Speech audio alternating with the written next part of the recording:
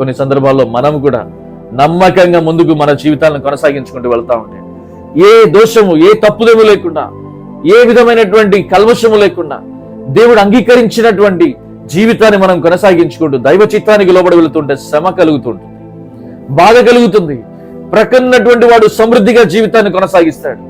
అబద్ధికుడై మోసపూరితమైన జీవితాన్ని కొనసాగించేవాడు ఆశీర్వాదాలు పొందుతూ ముందుకు వెళ్తా ఉంటాడు. నమ్మకంగా ముందుకు వెళ్తున్నాను కదా నాయన, నా జీవితంలో ఎందుకు ఈ శ్రమ అనేటువంటి పరిస్థితులు, మనల్ని మనం ప్రశ్నించుకునే పరిస్థితులు కూడా కొన్ని సందర్భాలు ఎదురవుతూ ఉంటాయి.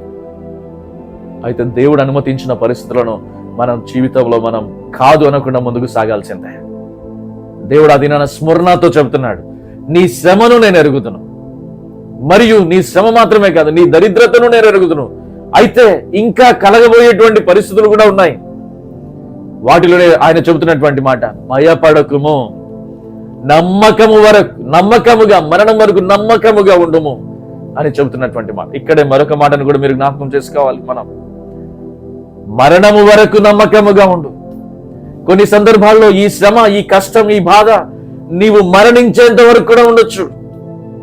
కానీ నీ నమ్మకత్వాన్ని మాత్రం నీవు విడిచిపెట్టకుండా ఉండాలి. భక్తి, విశ్వాసం అనేటువంటిది నీవు పరమునకు చేరేంత వరకు ఆ విధంగానే నీవు నమ్మకంగా ముందుకు కొనసాగించవలసిందే.